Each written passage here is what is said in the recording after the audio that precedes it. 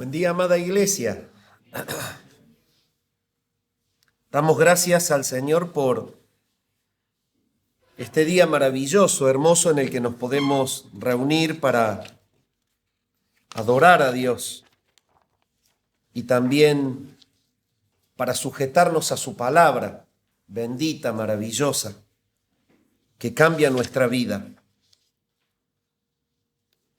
Les invito que en esta mañana abran sus Biblias en la carta a los Hebreos, el capítulo 10. Carta a los Hebreos, el capítulo 10.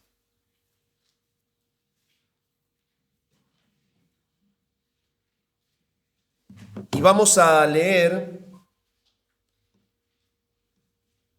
desde el versículo 19 al versículo 25. Hebreos 10, 19 al 25. Dice así la palabra del Señor: así que, hermanos,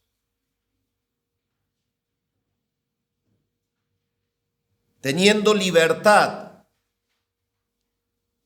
para entrar en el lugar santísimo por la sangre de Jesucristo, por el camino nuevo y vivo que Él nos abrió a través del velo, esto es, de su carne, y teniendo un gran sacerdote sobre la casa de Dios, acerquémonos con corazón sincero, en plena certidumbre de fe, purificados los corazones de mala conciencia y lavados los cuerpos con agua pura. Mantengamos firme sin fluctuar la profesión de nuestra esperanza, porque fiel es el que prometió. Y considerémonos unos a otros para estimularnos al amor y a las buenas obras, no dejando de congregarnos, como algunos tienen por costumbre, sino exhortándonos, y tanto más cuanto veis que aquel día se acerca. Hasta aquí nomás la lectura en la palabra del Señor. Oramos al Señor y comentamos el pasaje. Padre, postrados ante ti en adoración en esta mañana, reconocemos, Señor, que tú eres Dios y que tu palabra es viva y es eficaz, que contiene en sí la verdad y que tú transformas nuestras vidas a través de ella. Padre, glorifica tu nombre en esta mañana con tu palabra. Transforma al pueblo tuyo para que sea más parecido a Cristo y glorifique tu nombre. Oramos al Padre en el nombre de Jesús. Amén. En esta mañana vamos a ver un sermón que se titula Tres aspectos de la salvación. Gracias, hijo, por el té. Está dividido en tres bloques. El primero de ellos se titula Acercarse en fe. Y se extrae de los versículos que se extienden desde el 19 al 22, y quiero que lo leas. Acercarse en fe. De esto se trata ser salvo. Así que, hermanos, teniendo libertad para entrar en el lugar santísimo por la sangre de Jesucristo, por el camino nuevo y vivo que Él nos abrió a través del velo, esto es, de su carne, y teniendo un gran sumo sacerdote, un gran sacerdote sobre la casa de Dios, acerquémonos con corazón sincero, en plena certidumbre de fe, purificados los corazones de mala conciencia y lavados los cuerpos con agua pura. El segundo de los bloques del sermón se titula Mantenerse firme en la esperanza y es extraído del versículo 23 y te invito a que lo leas. Mantengamos firme, sin fluctuar, la profesión de nuestra esperanza, porque fiel es el que prometió. Y el tercer bloque del sermón se titula Estimularnos al amor y se extrae de los dos últimos versículos y te invito a que lo leas. Y considerémonos unos a otros para estimularnos al amor y a las buenas obras, no dejando de congregarnos como algunos tienen por costumbre, sino exhortándonos, y tanto más cuando veis que aquel día se acerca.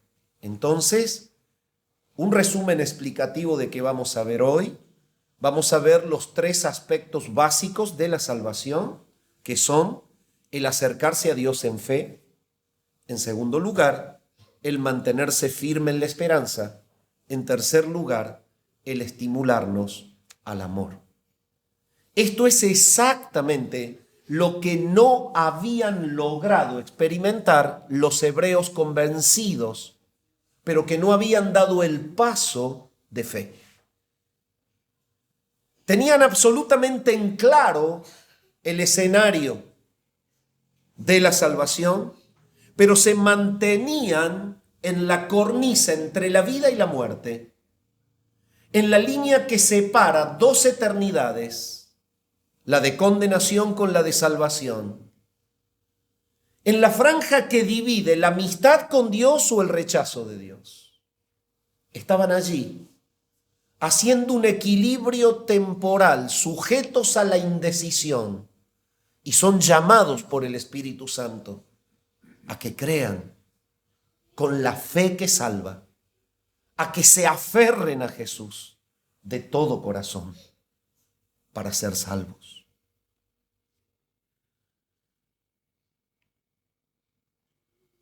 A manera de conexión con el contexto cercano, o sea, con toda la epístola, sabemos que lo que viene tratando el autor es justamente la manera en la que Dios ha planificado dar entrada al pueblo de Dios a su presencia. Y estábamos analizando anteriormente la comparación que hacía el escritor entre las prácticas del antiguo pacto, que eran una figura de lo que había de venir, y la realidad que llegó en Jesús. A saber, la práctica del antiguo pacto era que el sumo sacerdote solamente podía entrar al lugar santísimo, no sin sangre, una vez al año, para expiar los pecados de omisión, aquellos pecados de ignorancia del pueblo. Y que los sacerdotes comunes, todos los días, hora tras hora, ofrecían y ofrecían sacrificios por todos los judíos que se acercaban para ser justamente expiados de sus pecados. Sin embargo, como lo viene enseñando la carta, el sacrificio era repetitivo porque era solo diseñado por Dios para prefigurar o apuntar al sacrificio futuro, que sería perfecto y que se lo realizaría una sola vez y para siempre, y este es el sacrificio de Jesús.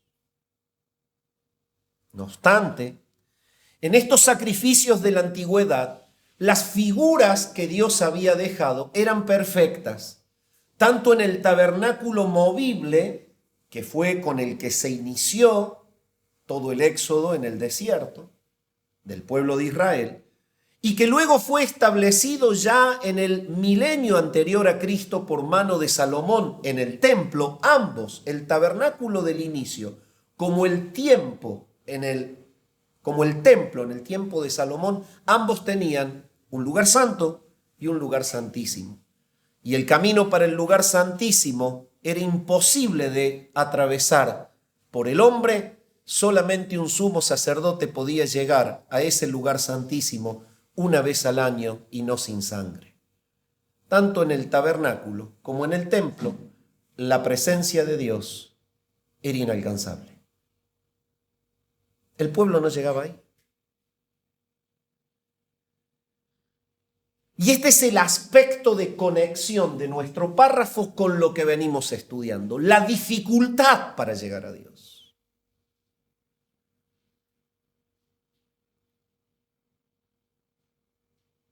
Pero ahora vamos a hacer un vínculo con el contexto lejano.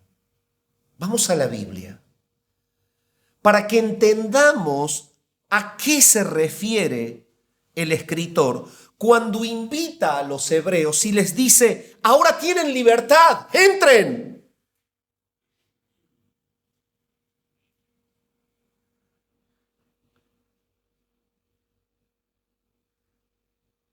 Cuando estudiaba esto pensaba cuántas veces en la vida deseamos vivir una experiencia, deseamos visitar un lugar, deseamos estar allí.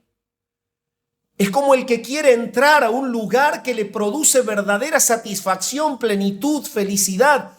Quiere y por muchos años trabaja duro para llegar a ese lugar. Y se esfuerza y deja un montón de beneficios para llegar a ese lugar. Pero cuando está al frente del lugar y le abren la puerta diciéndole: es toda tuya la entrada, pega media vuelta y se va. Este es el escenario con los hebreos. Ellos saben la dificultad de conectarse con Dios. Y esta dificultad es absolutamente bíblica. Es la dificultad que arranca en el Edén. Dios ha creado al hombre y el primer escenario de relación entre Adán y Dios es el contacto. Es el contacto permanente. La palabra habla en Génesis que el Espíritu de Dios estaba entre ellos y que ellos hablaban y se comunicaban. Y Dios y el hombre tenían una amistad indisoluble. Era el creador. Al punto que en un grado de amistad lo llevó y le creó los animales y se los entregó para que él los nombrara. Y esta relación amistosa entre creador y criatura es la comunión que más llena a un ser que ha sido hecho por un ser invisible con el poder de hacerlo a él visible y material. Eso le pasó a Adán. Fue hecho por un ser invisible con el poder para hacerlo a él visible y material. Pero se conectaba con Dios, Dios le hablaba y eran amigos.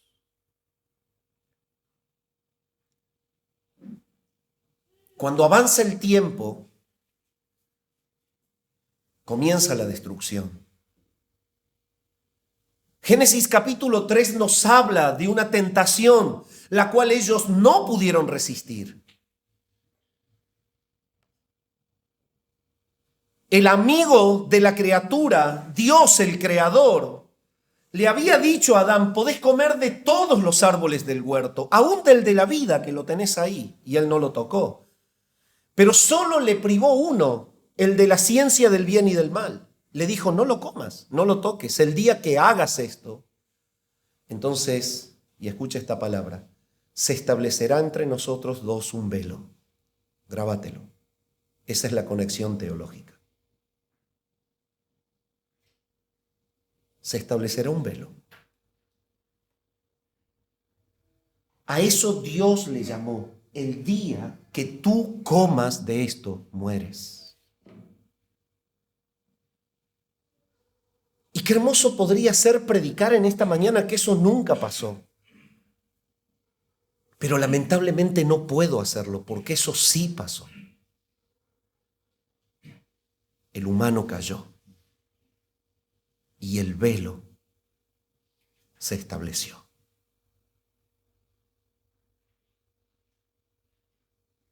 La mujer, tentada por el diablo, miró, observó que el fruto era hermoso para probarlo, se desenfocó de la mirada a Dios, su creador, y tomó del árbol y convidó a su marido, y el hombre, obedeciendo a su mujer antes que a Dios, pecó de la misma manera. Por lo tanto, la palabra de Dios habla de que el hombre murió. No murió físicamente, porque si sigues la genealogía, Adán vivió 930 años. Tuvo que vivir 9 siglos más después de su caída, 9 siglos en pecado, hasta que físicamente murió. Pero él murió porque se estableció un velo entre su persona y su creador, que se llama la muerte. Esa es la separación. Pero cuando el hombre cae, estando en el huerto, con una invitación amistosa por parte de Dios en decirle: tomá, tenés de todo, comé, alimentate, pasala bien, tenés tu esposa, aquí está, trabaje en el huerto. Y rijan sobre todas las criaturas. Yo los pongo a ustedes como administradores de esto tan hermoso. Háganlo. Sean felices. Disfruten. Todo el planteamiento inicial se ve alterado por causa de la caída. ¿Y qué ocurre después de la caída? Ocurre el inicio de la gran dificultad para acercarse a Dios. Son echados del huerto. Pero cuando son echados del huerto, figura de la comunión, figura de la bendición, figura de la presencia de Dios, figura de la amistad con Dios, son puestos afuera del huerto criaturas poderosísimas, arcángeles, querubines, para que cubran la entrada del huerto. Imagínate vivir en un lugar de complacencia y de plenitud, experimentar por un tiempo la comunión, el agrado, la calidez de la persona de Dios, y que de un momento al otro tengas que caer a los espinos, a los cardos, a las fieras, a las víboras, al dolor. Cualquiera de nosotros hubiese dicho: corro de vuelta al huerto, pero el huerto estaba cerrado. Qué difícil era volver a Dios. Así arranca la vida. Así comienza la historia de la raza. La tremenda dificultad para volver a Dios. Cuando Dios establece a través del llamado a Abraham esta relación de pacto en donde se acerca a la criatura, la cual no puede volver a él porque está muerto. En todo el oficio del culto se copia esa dificultad, la dificultad para llegar a Dios. Y esa dificultad no tiene otra cosa más que señalar la gravedad del pecado. No tiene otro propósito más que mostrar que Dios es infinitamente santo y aborrece al pecador. Cuando avanzamos en la Escritura, vemos en las prácticas sacerdotales que el pueblo no puede llegar al lugar santísimo, al huerto de Adán, a la presencia de Dios. No puede. Solamente entran al templo y llegan a los atrios de Jehová, el lugar de la presencia de Dios, el lugar santísimo, a la presencia de Dios. Ese camino está cerrado. Hay un lugar santo en donde entran los sacerdotes, hay un velo y hay un lugar santísimo en donde está Dios y habla desde el arca del pacto. Sin embargo, el hombre no puede llegar y el hebreo sabe esto. Es el hombre pecador, excluido del huerto, con la dificultad de ser aceptado nuevamente por un Dios santo. A tal punto es la dificultad que tiene que repetir constantemente por cada pecado un ofrecimiento, por cada pecado un ofrecimiento, por cada pecado un ofrecimiento. Y si ignorantemente, por omisión, no podía ofrecer día a día, tenía el salvataje de un ofrecimiento anual, sumo sacerdotal, que era ofrecido por los pecados de ignorancia del pueblo. Y así, de esa manera, con una conciencia siempre golpeada y con un corazón cargado, caminaban en la vida. Qué difícil es volver a Dios.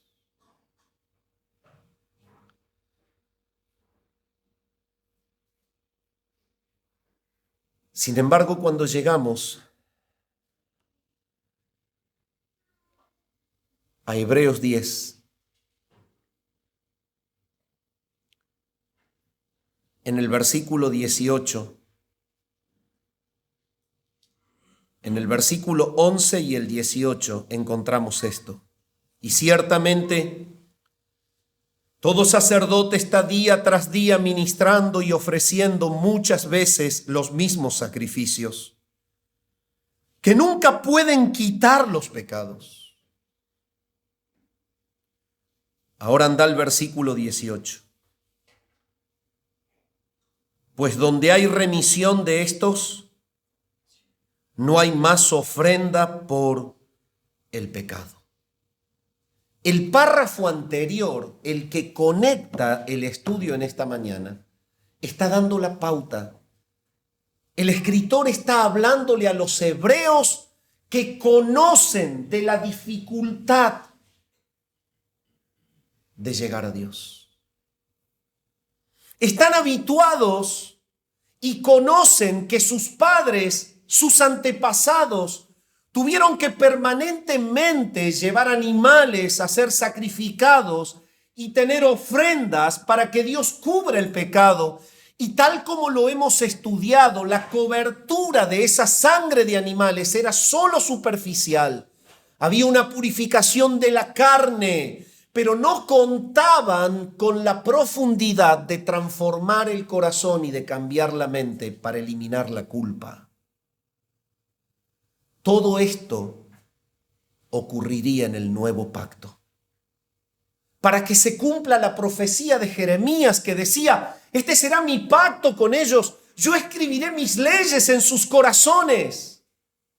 Les quitaré el corazón de piedra y les pondré un corazón de carne. Y me buscarán a mí. En este escenario cultural y religioso es que está ubicado el párrafo que hemos leído. El vínculo con el contexto cercano es el mismo párrafo y es el hecho de mostrar que solo el sacrificio de Cristo se hizo una sola vez y para siempre. Y que por ese sacrificio Dios está plenamente satisfecho. Y que por esa causa el camino tan dificultoso para poder volver a Dios ahora está libre para ser recorrido por todo aquel que cree en Jesús.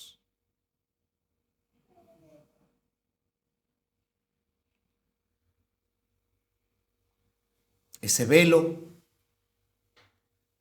que fue establecido en el Edén es el mismo velo que se replicó entre el lugar santo y el santísimo, pero es el velo que se rasgó de arriba abajo cuando Cristo murió. Y es eso lo que les dice el escritor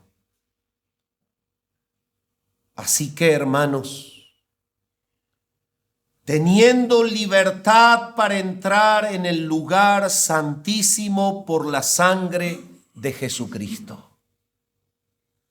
Ahora, si ustedes me han seguido, entiendan lo que el escritor les dice. Está abierta la puerta. El camino está libre. El lugar deseado puede ser tuyo. El Dios que excluyó al pecador hoy lo abraza en Jesús. Las figuras del antiguo pacto se han cumplido en él.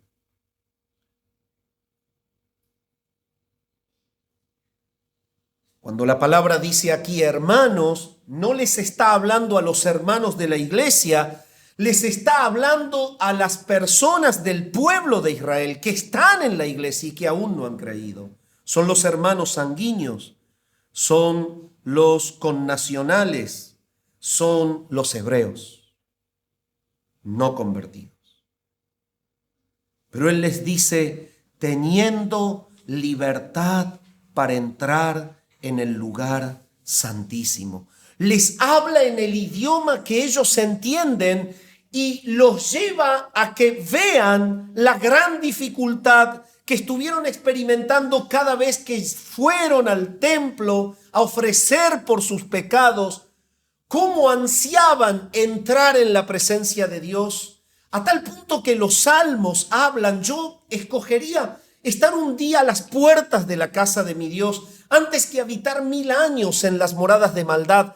El salmista decía también, quisiera ser la paloma que está en el pináculo del templo para estar allí, no irme nunca, a donde echas nido. Yo quisiera ser ese palomo, yo quisiera estar en ese nido cerca tuyo. Deseaban entrar a la comunión con Dios. Deseaban. Pero el camino estaba cerrado. Pero ahora hay una libertad. Teniendo libertad para entrar en el lugar santísimo. Y toda la carta viene haciendo la comparación y viene mostrando el nuevo pacto es mejor porque el lugar santísimo al que accedían los sumos sacerdotes terrenales era un lugar santísimo terrenal que figuraba el trono de Dios. Atravesaban el velo a aquella piecita de 4,5 metros por 4,5 metros en donde estaba el arca del pacto, el propiciatorio, los querubines alados. Y adentro del arca del pacto, la vara de Aarón que reverdeció, las tablas de la ley, el maná, las figuras del pacto, no podían entrar. Y el sumo sacerdote entraba a un lugar terrenal. Pero entiendan esto, Cristo ha abierto la entrada al verdadero trono celestial. El sumo sacerdote llegaba hasta la entrada y pasaba al lugar santísimo terrenal. Cristo, al llegar, entró al cielo por ti y por mí. Hay libertad para entrar en el lugar santísimo. Deben acercarse en fe.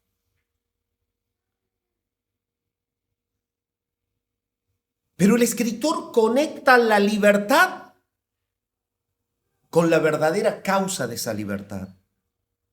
¿Qué hace libre el camino al lugar santísimo? Y la respuesta está en el texto. ¿Qué es lo que hace libre el camino al lugar santísimo? Cuando por durante tantos siglos fue un verdadero problema llegar a él. Y la respuesta es por la sangre de Jesucristo. Ese es el elemento que provee la libertad. La libertad para entrar al lugar santísimo es el derramamiento de la sangre de Jesús. Porque la complicación para volver a estar en comunión con Dios era el pecado.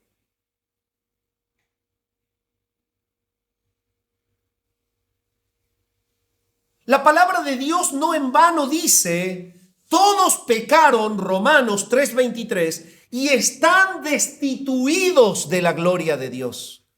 Fueron arrojados afuera del huerto. El hombre caído no tiene acceso a la gloria de Dios. Pero cuando Pablo escribe a los romanos en el capítulo 6 y el versículo 23 dice, porque la paga del pecado es muerte.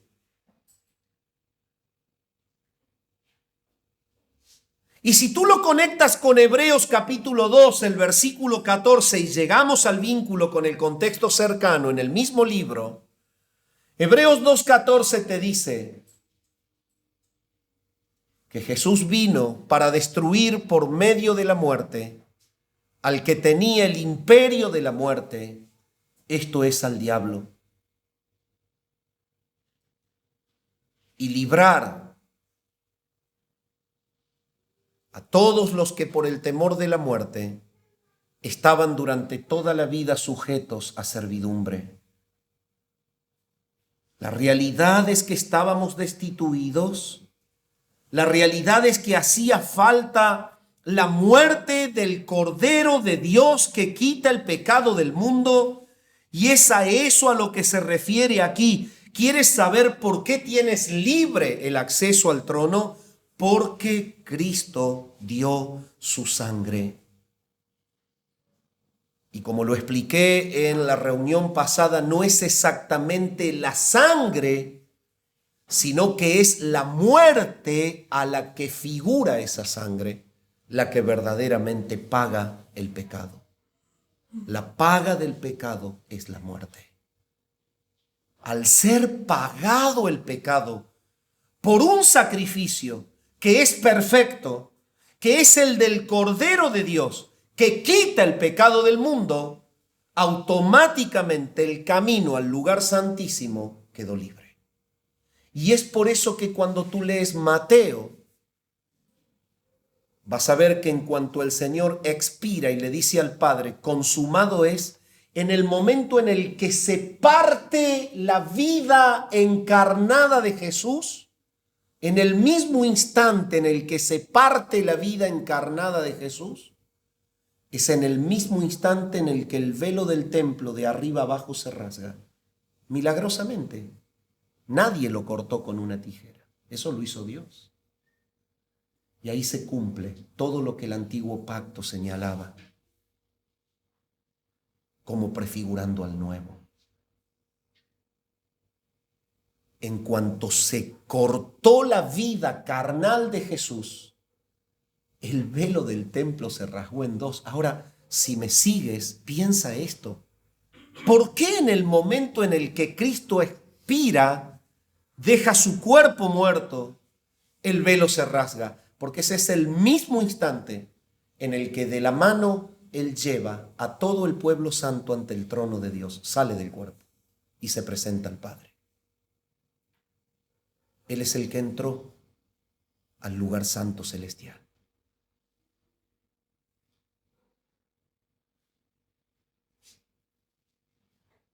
Y entró por nosotros.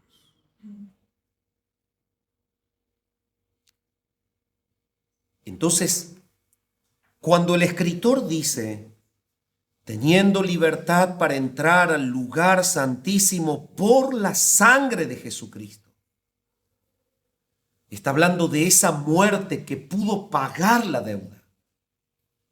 Pero sigue diciendo, por el camino nuevo y vivo que Él nos abrió a través del velo, esto es, de su carne. El camino nuevo y vivo es la nueva manera de tener contacto y comunión con Dios, que es libre. Ese camino nuevo no es otra cosa más que el sacrificio de Cristo, que por realizarse una sola vez, es como si estuviese siendo practicado día tras día en su resultado. Pero se hizo una sola vez. Es un camino nuevo y vivo. ¿Por qué es vivo? Porque tiene efectos permanentes. Este camino nuevo y vivo que Él nos abrió es a través del velo, y esto es el lenguaje que ellos están entendiendo. Es como que se partió el velo, miren, y entonces ahora pueden entrar a donde nunca pudieron entrar. Pero este camino nuevo y vivo que Él estableció a través del velo, esto es, de su cuerpo, de su carne, es lo que les estoy diciendo. Es el hecho de que en su encarnación, Él llevó los pecados nuestros sobre sus espaldas. Él fue quien nos representó ante el trono del juicio. Él fue quien recibió la descarga de la ira en esas horas de cruz. Él fue el que fue castigado y destruido por el Padre en ese acto judicial. Él, en su vida carnal, Él pagó nuestra deuda.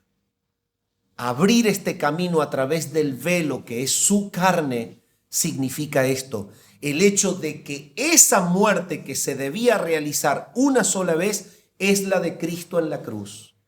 Y cuando Él se separa del cuerpo porque entrega el espíritu y muere en la cruz, entonces el velo se rasga porque la entrada queda libre. ¿Por qué? Porque el pecado fue pagado de verdad. ¿Eso dice ahí? Y es por esto que cuando Juan le vio venir, dijo: ahí está. He aquí el Cordero de Dios que quita el pecado del mundo. Y habiendo explicado el primer punto, voy a llamarlos a la reflexión. Este es el camino libre que tenemos hoy. ¿Entrás cada día? Ah, no, pero mire, la salvación es una sola vez. Sí, estamos de acuerdo. Ya entraste, ¿no es cierto? Sí. ¿Entrás cada día? ¿Pedís perdón cada día? ¿Entendés que hay pecado cada día? ¿Caminás al lugar santísimo en libertad cada día para gozar de los efectos de la cruz?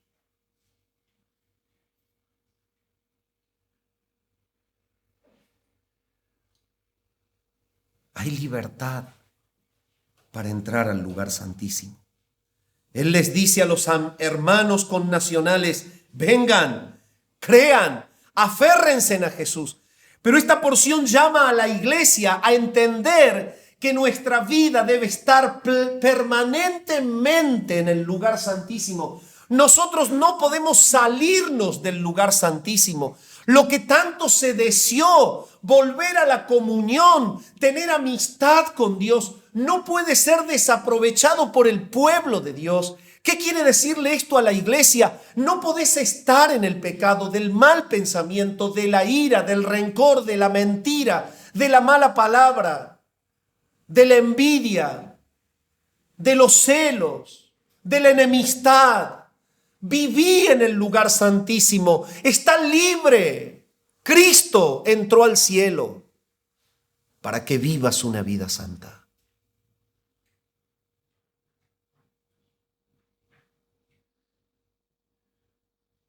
En segundo lugar, versículo 23.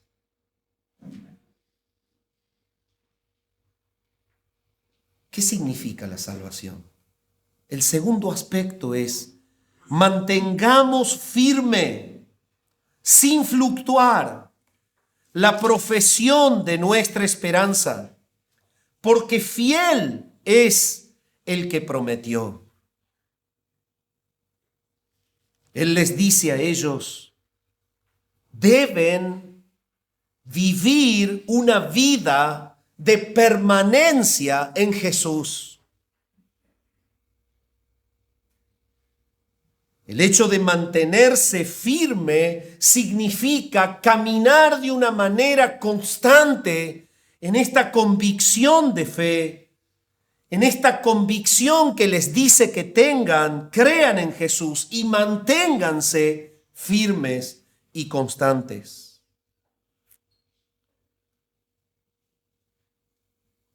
La palabra de Dios está llena de ejemplos de personas que comenzaron a caminar, pero abandonaron. Y el Señor llama la atención a los que hablan y dicen que son de Él, pero en realidad no tienen verdadera fe. Es que Él les ha dicho a ellos: acerquémonos con corazón sincero, en plena certidumbre de fe, purificados los corazones de mala conciencia y lavados los cuerpos con agua pura. Él les ha dado la manera de acercarse a Jesús es con un corazón sincero. Con un corazón sincero. El mago Barjesús se quiso acercar a Jesús con un corazón comercial. Muchos de los judíos que le rodeaban se acercaban a Jesús para que les dé de comer. Algunos iban a él para ser sanados. Sin embargo, el escritor les dice: la fe que salva es la fe que te lleva a un acercamiento sincero, sin doblez, transparente. Ese corazón sincero es el que verdaderamente se acerca a Jesús en una convicción de pecado, en un arrepentimiento real, que lleva a que la persona confíe en Jesús no como el Señor del cual se predica, no como el Salvador que tiene el mundo, sino que es la fe que hace que ese Jesús, que es Salvador y que es Señor, ese Jesús, Salvador y Señor, sea tu Señor y tu Salvador. Pero entonces es esto lo que tienes que entender. ¿Es tu Señor? Sí, pastor, pero sí, ¿cómo no va a ser mi Señor si yo soy bautista reformado? Mira, hasta barba me dejo.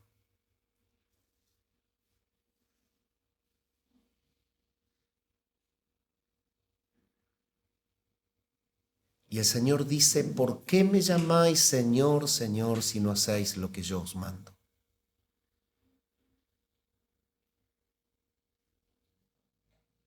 ¿Por qué me llamáis Señor, Señor, si no hacéis lo que yo os mando?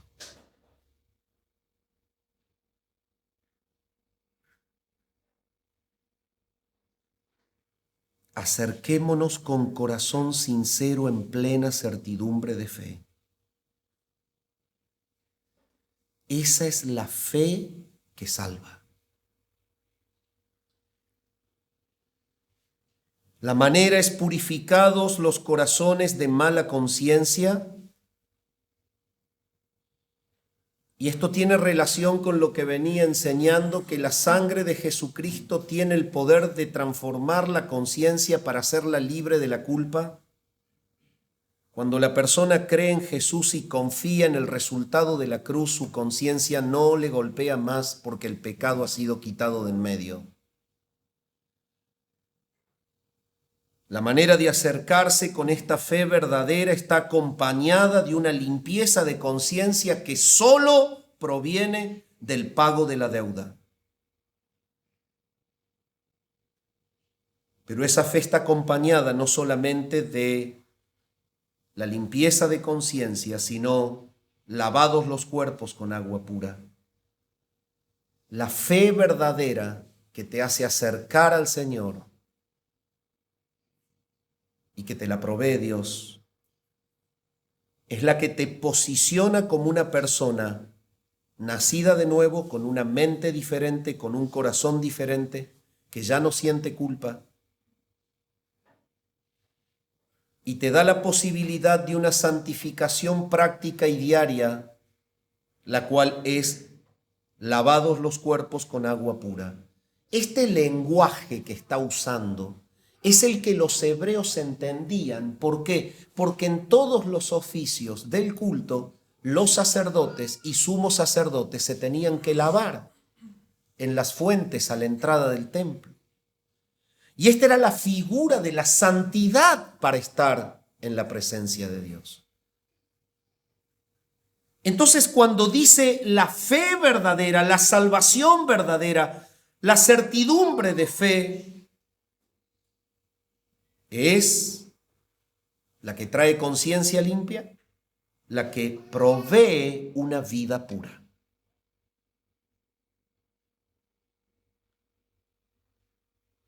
Y entonces les dice ahora que están en esto, y esta es la conexión con el punto 2. Manténganse ahí. Los llama y les dice, ser salvos es mantenerse allí.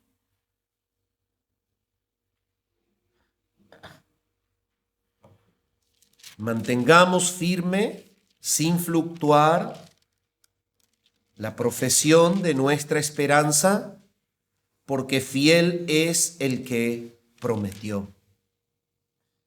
El Señor llama a sus hijos, les abre la puerta del lugar santo y les dice, entren, pero la conexión que ustedes tienen conmigo los lleva a que nunca más se separen de esa comunión. Hay una eternidad de gloria, hay vida eterna para el que cree en Jesús. Y entonces es esto lo que les está diciendo: mantengan firme sin fluctuar la profesión de nuestra esperanza. Esa es la esperanza de la vida eterna, es la esperanza del contacto y del encuentro final, es la esperanza de la gloria futura, es la esperanza de lo que no se separa más. El llamado del escritor a los hebreos es: crean y manténganse en firme.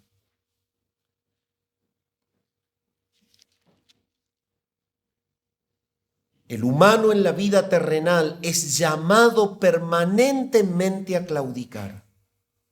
Hoy ama al Señor cuando las cosas se complican, ya no lo ama tanto. Hoy se compromete con Jesús, pero mañana, si las cosas cambian, mi compromiso también cambia.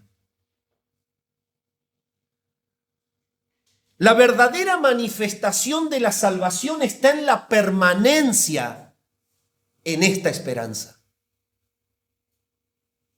Los verdaderos no claudican. Es lo que en la confesión de fe se habla de la perseverancia de los santos.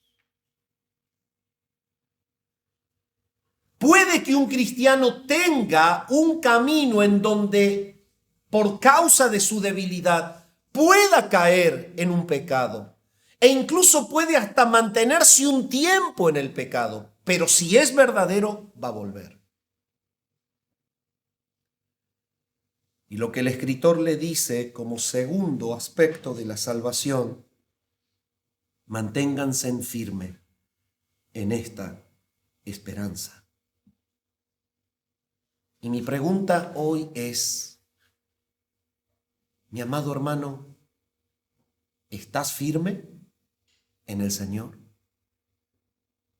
A veces dialogo con personas que dicen, he considerado dejar la iglesia, y no me refiero por la cuestión geográfica, me refiero porque consideran buscar otra cosa en otro lugar.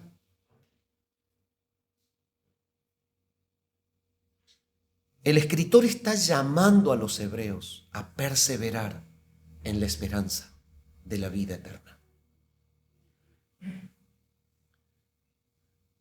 Más allá de la dificultad que tengas en la vida, de lo complejo que sea tu diario vivir, de las pruebas y de las dificultades que este sistema y este mundo caído y esta nación enferma nos propician, tu esperanza está en Jesús.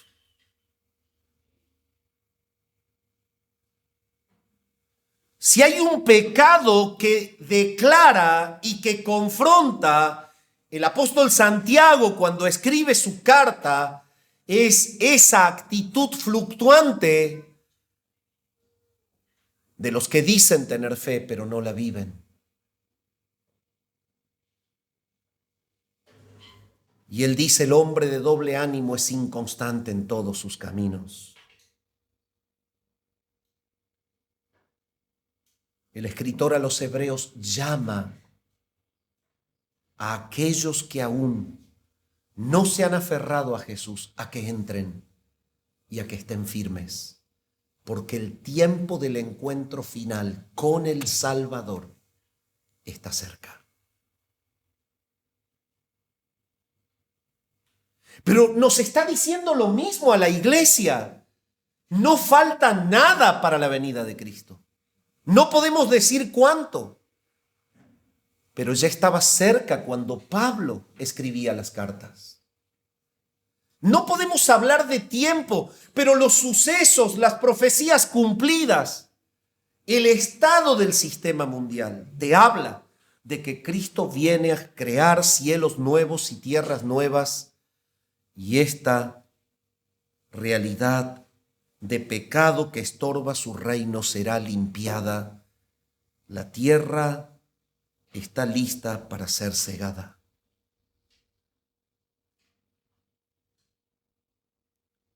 ¿Estás firme en la esperanza? ¿Es Jesús tu esperanza?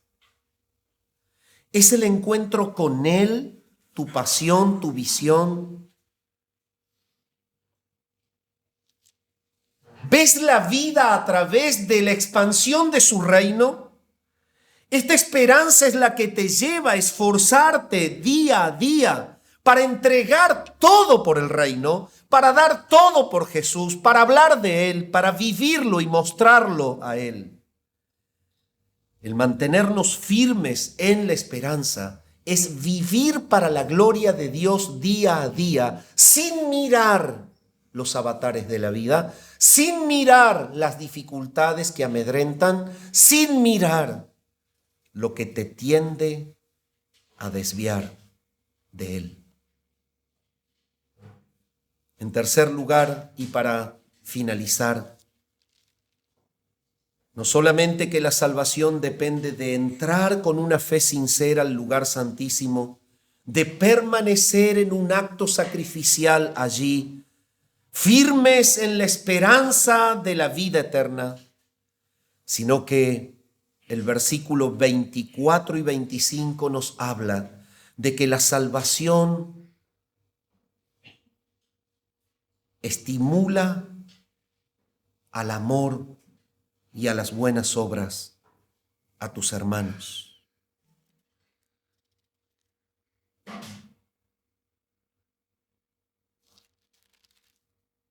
Y considerémonos unos a otros para estimularnos al amor y a las buenas obras.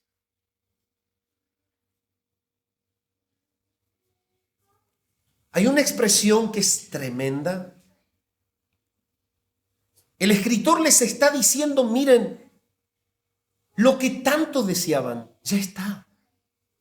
La gran dificultad para la comunión ahora es posible. El camino está libre. Hay un apoyo de Dios.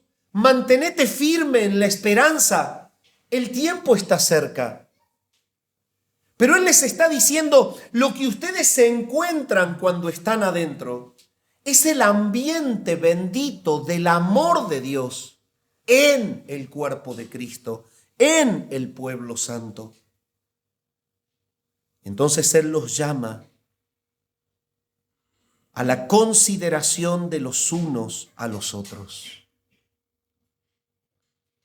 Cuando tú consideras algo, cuando te fijas y observas en eso que te interesa y te ocupas de ello con toda dedicación. ¿Tú conoces a tu hermano? ¿La vida de tu hermano? ¿Sus dolores? ¿Sus frustraciones, sus luchas? El amor al cual nos está llamando es el amor que proviene de una consideración. La consideración de los unos para con los otros anula la posibilidad de la frialdad y de la distancia.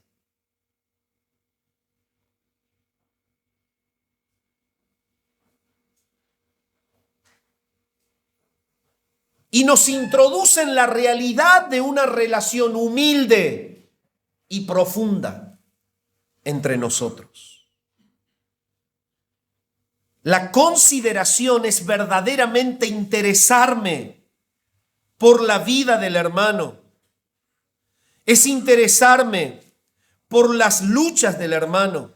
Es interesarme por las necesidades del hermano. Y esto es lo que nos estimula al amor y a las buenas obras. Dicho de otra manera, es la misma voz que se replica en Efesios 4. Debemos estar solícitos en guardar la unidad del Espíritu en el vínculo de la paz. Es lo que Pablo les escribe a los colosenses, soportándoos con paciencia los unos a los otros en amor. Es lo que Cristo dijo antes de ascender: si ustedes se aman, los demás creerán en la verdad del Evangelio. Considérense unos a otros. La consideración le cierra al creyente la persiana en cuanto al prejuicio. ¿Qué es considerar al hermano? Es no estar buscando qué decirle para atacarle su error. Es tener la madurez de amarlo y de decir: lo voy a ayudar a superar su error. Voy a orar por él. Me voy a ocupar de él. Lo voy a amar como Dios me amó en Cristo. Considerémonos unos a otros. No estemos constantemente prejuzgándonos unos a otros. La consideración estimula al amor y el amor es un vínculo perfecto. Levante la mano el que no tiene nada para mostrar de hilacha. Levántela. El primero que baja las dos manos soy yo.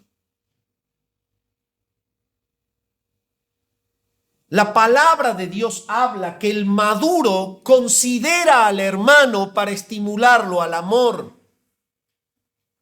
No lo destruye en el prejuicio, en la distancia y en la frialdad.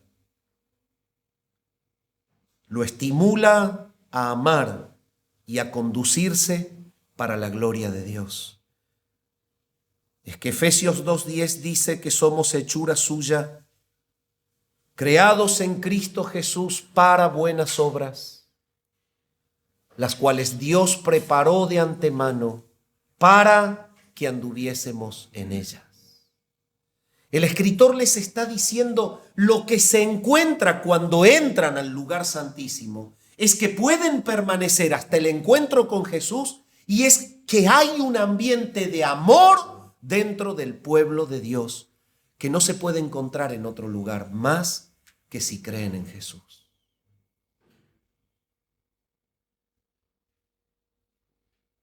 Es que este es el propósito de Dios, que el pueblo de Dios camine en ese camino de las buenas obras. ¿Y sabe cómo hace usted para que un hermano camine ese camino de las buenas obras? Lo tiene que considerar su hermano para estimularlo al amor y a las buenas obras.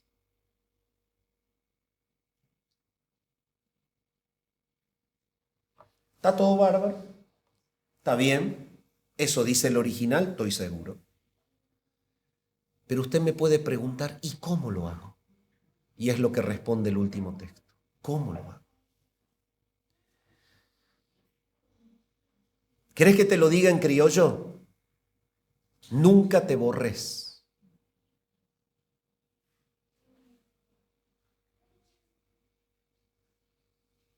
¿Vos querés que el hermano camine por el camino de las buenas obras? ¿Tenés un compromiso con Jesús? ¿Te mantenés firme en la fe que has puesto en Él y en la esperanza del encuentro con Él, te mantenés firme, sí, entonces no te vas a borrar.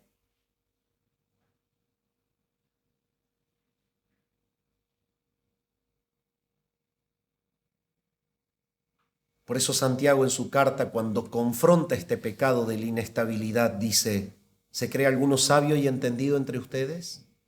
Sí, entonces muestre. No se vaya, muestre. Muestre por la buena conducta sus obras en sabia mansedumbre. ¿Y saben cómo se los dice acá? No se dejen de congregar. ¿Usted quiere desconsiderar al hermano? No se reúna. No se reúna. Ah, pastor, pero yo soy miembro virtual.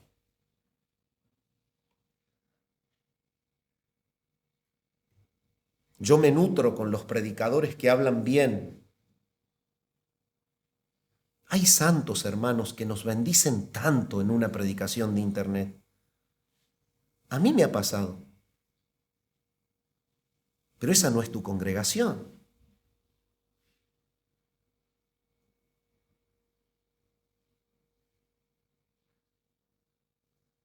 Vos querés, como un compromiso que muestra que tu fe es real, considerar a tu hermano, no te borres. Vení.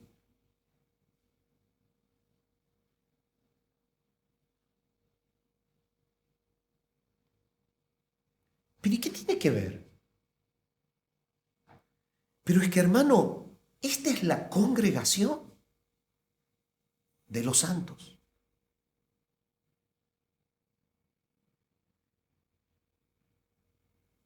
No es la práctica religiosa y fría de que el domingo a la mañana venimos y cantamos y escuchamos la palabra y nos vamos.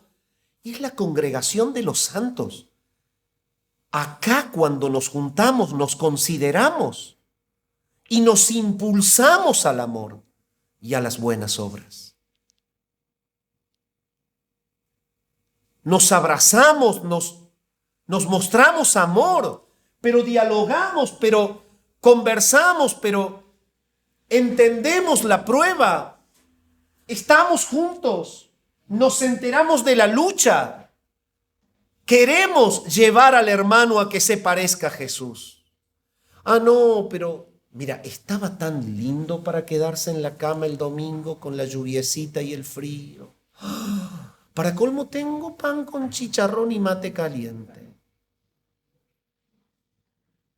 Hermano, me quedó locro de anoche. Quiero llegar tarde.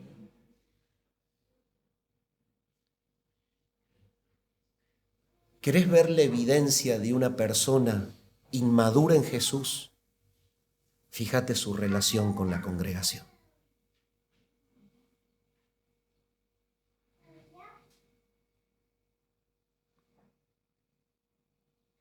¿Querés ver a alguien maduro en Jesús? Fíjate su relación con la congregación. ¿Querés ver a alguien que dice amar pero no ama? Fíjate si se congrega. ¿Querés ver a alguien que dice amar y ama? Fíjate que no deja la congregación. ¿Y sabes? Este pecado se hace una mala costumbre. Hoy no voy, pero ¿por qué no voy? Mira, yo tengo una causa justificada. Hoy trabajo. Bueno, yo no le voy a decir a nadie que deje el trabajo porque trabaja el domingo. Pero el otro día que tiene Franco, no, hoy paseo porque trabajé el domingo pasado. Y el otro puede llegar a ser, no, me fui de compras. Y el otro puede llegar a ser. Y se hace una costumbre.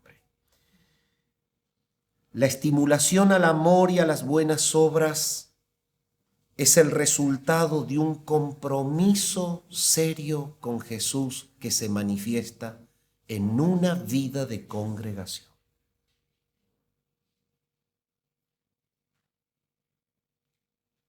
¿Qué pasa cuando te congregas?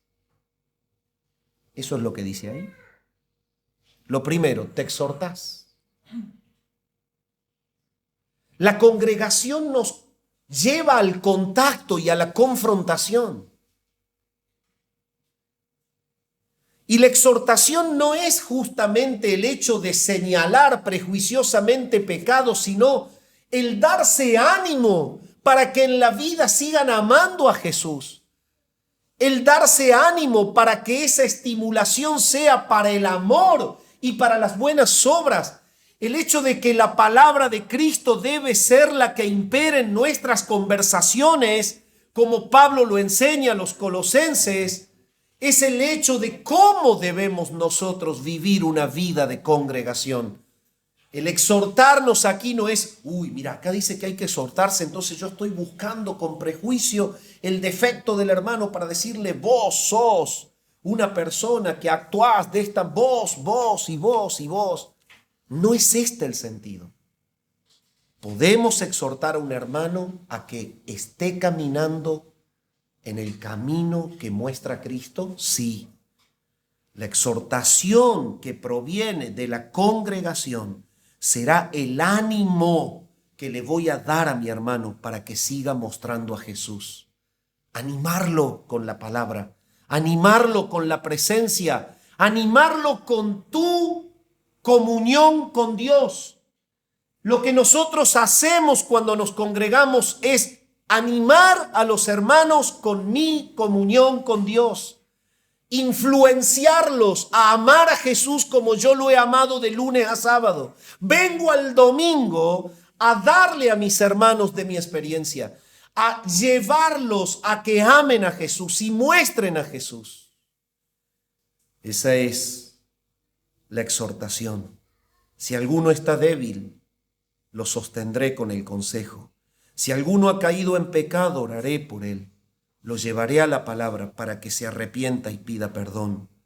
Si alguno está desanimado, lo alentaré con la palabra para que camine en rectitud. Y si alguno está bien, me nutriré de su experiencia para seguir amando a Jesús. ¿Qué es la salvación? Es el llamado que le hace el escritor. Vengan, crean de verdad, manténganse firme hasta que el Señor venga. Por eso termina diciendo, exhórtense y tanto más cuando ven que aquel día se acerca. Día a día, el encuentro con Jesús se hace cada vez más cercano y somos llamados a vivir en una vida de fe verdadera, en una vida de firmeza, de fidelidad y en una vida de permanente amor entre los hermanos. Padre, gracias por tu palabra en esta mañana. Gracias, Señor, por esta porción que nos lleva a revisar nuestra vida de fe, que nos invita a vivir en una vida de fidelidad y de permanencia en la fe, que nos exhorta a estimular a los hermanos al amor y a las buenas obras, comprometiéndonos con nuestra congregación, en donde nos exhortamos unos a otros, esperando al Salvador. Señor, que tu iglesia pueda ser una iglesia que viva así, para la gloria de tu nombre. Oramos al Padre, en el nombre de Jesús. Amén.